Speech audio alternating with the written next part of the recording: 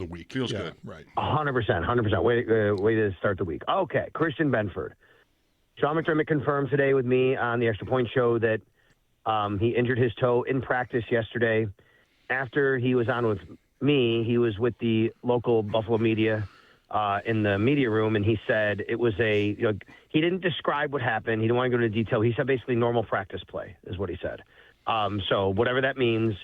He also said that he doesn't believe it's long-term, but at this point, he's questionable to play, and he did not practice today, and he's questionable to play. And he reiterated with me and with the rest of the media, we're less than 24 hours after this happened, and we're still basically gathering information on it.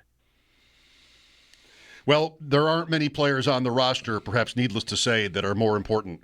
Maybe not exactly in this matchup, but Benford has been big for them these last 2 weeks and on balance his whole career. Agreed. And even in this matchup, you're right, Mike. Like, there's not this one guy you want to have him cover. We talk about Diggs, but he's not going to be on him because it's, mostly in the slot and things like that. And, you don't have to necessarily have him travel with Butte or Mac Hollins or Pop Douglas. But I do think in this matchup, because the Patriots will throw the ball deep and they want to attack you and they want to stretch the field a bit, you do have, options here. And you can decide how you want to shade your coverage in different situations. And right now they only have 3 active boundary corners, and that's Benford, that's Tre'Davious White, and that's Max Harrison. So if you don't have Christian Benford, and it's going to be Tre'Davious White and Max Harrison as your starters, that's great. But now you're really limited in your options on things that you can do. If you want to, if something were to happen to one of those guys, or if you want to have maybe Max Harrison come in certain spot situations, now he's got to play a lot more. Yeah, I mean, that I'm sure we'd all like to see a scenario where the rookie sort of validates the first-round draft pick status with some kind of big play if he gets, more opportunity. But obviously the ideal scenario is that you have Benford in this game, especially, I mean, he's made, obviously, these big game-changing type plays 2 weeks in a row. I think even if you put those aside, I mean, obviously I'm not looking to exchange them for anything. They were extremely valuable. He's been playing, I think, his best football for like the last 3-4 weeks anyways, Benford. So it's a tough time to see him leave the lineup. I agree. And, he's got the highlight plays, the scoop and score, and the pick six. But he's also doing a great job as a corner and just, shadowing DK Metcalf and really being on Jamar Chase a lot in the last game. He's doing all the things that the number one and elite corners do in the NFL. And McDermott last week talked about the nuances of this, which are he used to be a field corner. Now he's a boundary corner. And, that's basically going from a guy that is on one side of the field to a guy that you can move around and do different things with. So, he's, again, that goes back to options. Is that really what you want Max Harrison to do? It's not. It's his first year, right? Like, you have Benford. You can have him do a lot of different things. You don't have him. Now you're kind of painting yourself into a corner with what you can do with Max Harrison on the field. And, there's other things as well, but then what happens personnel-wise beyond that? Do they elevate Dane Jackson? That would most likely be the option. And we'll find out tomorrow by 4 o'clock. And by the way, they could elevate Dane Jackson anyway by tomorrow. That does not mean Benford's not playing. Right, precautionary. Yeah, you might want him just in case. Yep, that's 100%, right? Like, you go out in pregame warm-ups and something happens, you don't have anybody, right? So tomorrow might not be the definitive indication if Dane Jackson is elevated, but if you don't elevate a corner, I think that's a really good indication that Benford's going to play. I was going to say, right. Yeah, Jackson being elevated doesn't necessarily rule Benford out, but Jackson not getting elevated has to almost definitively mean they think Benford will play. Yeah, that's just the numbers, the way they're going to work. So it'll be interesting to see. Obviously, it's not ideal to not have Christian Benford if that is the case, but I think encouraging news, obviously, McDermott said he doesn't believe it's long-term. Thinking about the first meeting where Stephon Diggs really just had a night against the Bills and their secondary, what about this matchup? You said a little bit already, like whether Benford would be, if he's healthy enough to play, would he travel with Diggs, or just what they might do differently defensively? When I think of that game, I don't have the box in front of me, but I think of it as the Patriots really didn't run the ball that effectively. They tried, but really couldn't get much going there. Hunter Henry might have had 2 catches. It was really all Diggs. May making these kind of, if you will, Allen-like plays in a couple spots, and then the Bills turnovers. Is there something you would suggest the Bills want to do defensively in terms of like a game plan thing that would, make life easier than it was that Sunday night? Get closer to him. That's what I would say. I mean, that was the game, if I remember correctly, that was the game that after the game, the Bills were officially listed as having one pass breakup the entire night. And that pass breakup came from a defensive end, A.J. Epinesa. That was it. So my suggestion would be get closer to him. Get closer to Stephon Diggs. They want to get him the ball right off the line. They want to get him the ball immediately. They want to make sure they can just kind of stay on schedule, so to speak, right? They're going to use their passing game, especially with Diggs, as an extension of their run game. Personnel-wise, Taron Johnson has to play better than he did that night. That's just a flat-out fact. He's going to have to do that. And I know it hasn't been Taron Johnson's best year. I get it.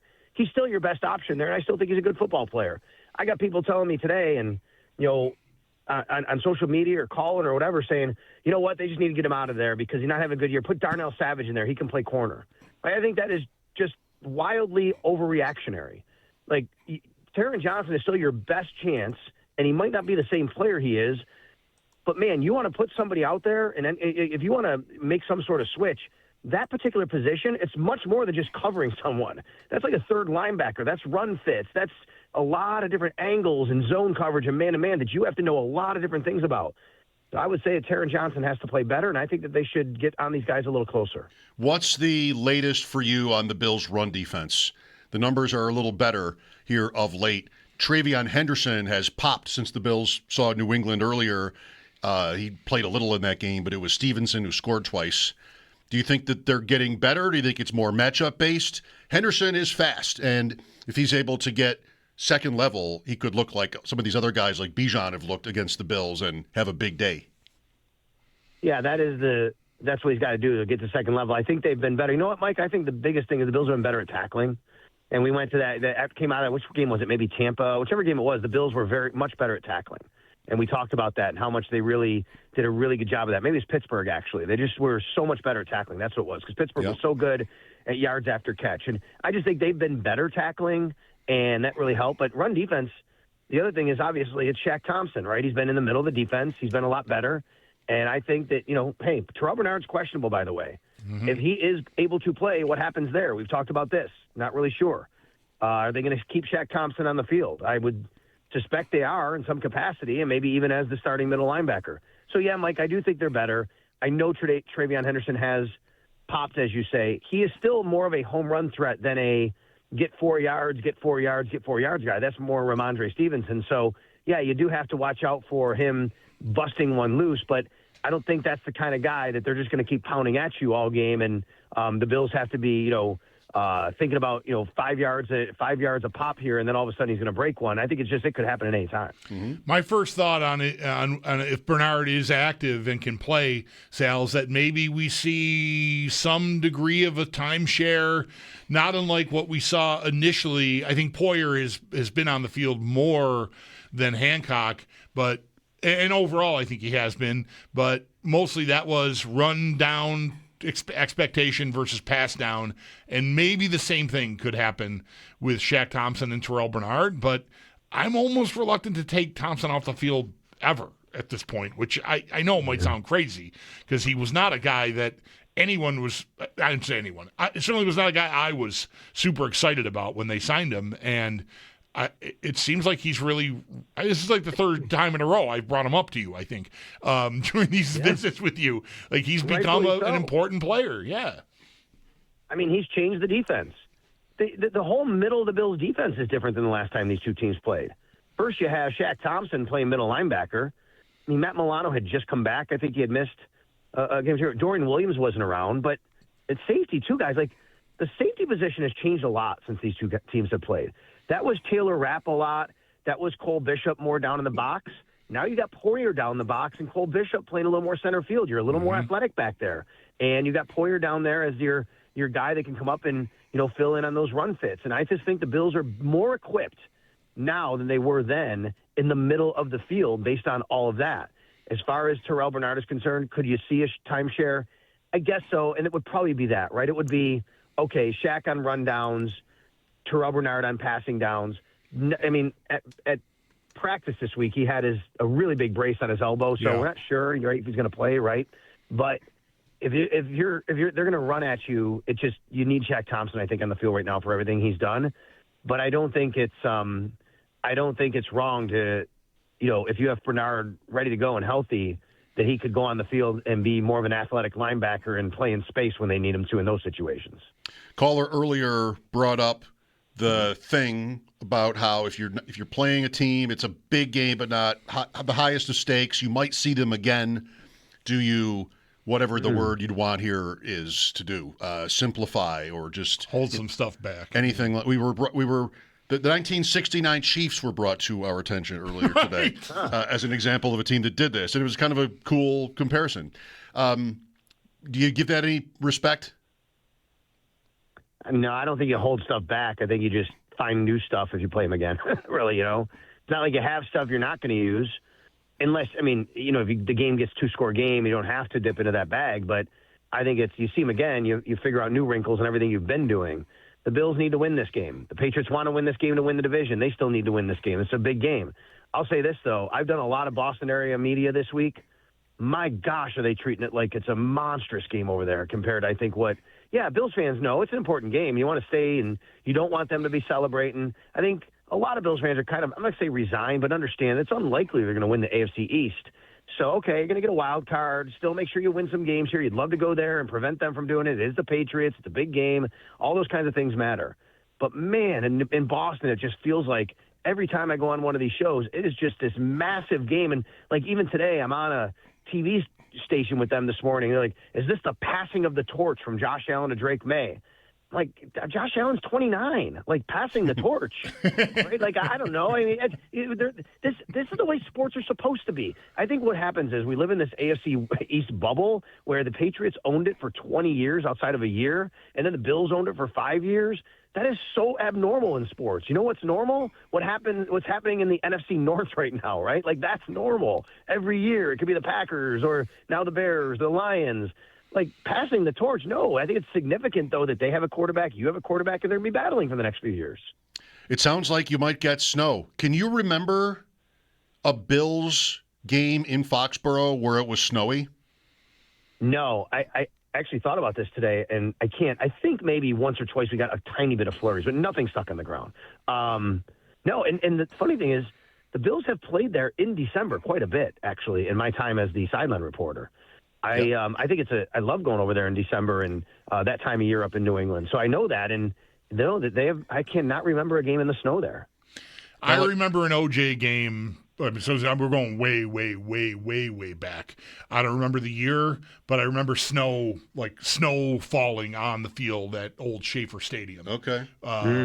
Not piled up, nothing like we saw with Cincinnati, but there was snow and maybe snow piled up. On the sides. But what about the game you and I went to? We didn't know each other, but in '89, right? You were at that game, it right? Was cold, it was but freezing. No snow. Yeah, I don't remember it snowing. The Bills lost there in '89. One where Bulldog forgot his tickets on the way there? Yes, that is the one. Yes. I was halfway from New Haven to Boston, oh my God, they're on. I can see them on the refrigerator behind a magnet. It wasn't snowy there, but I was a freshman in college. And there were 4 of us who wanted to go to Foxboro. And I was the one who had Wednesday off. I had maybe one class on Wednesday morning or something. I was the one who was free to go to Orchard Park to buy the tickets. That's where you had to get them, I guess. Uh-huh. And it was a snowstorm. That was my first time driving in real snow. And it wasn't my car. And I was alone. So just 18 years old, drifting through... mile strip in Abbott to get to the stadium. Fond I've memories. never been to Schaefer Stadium. Isn't that the one, though, that they had the logo, the Patriots, on the outside of the end zone, not in the inside of the end zone? Oh, okay, maybe. I don't remember. I think they did that. They had it said Patriots, but it wasn't actually in the end zone. It was outside the boundary of the end zone by the goalpost. Correct me if I'm wrong, but the last game at that stadium was the tuck rule, and it snowed that night. That was the last game ever at that stadium. They went to Pittsburgh the next week, won the Super Bowl, and then opened the new place, I think. I think that's right. All right.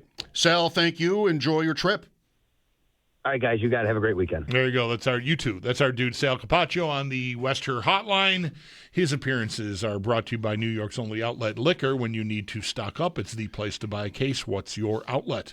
I love the 1969 Chiefs drop earlier. If every day some random old team just came up, somebody called in about something, I would love it. And here again, my thing, I can't believe it. 14 games, 47 takeaways. And they had 30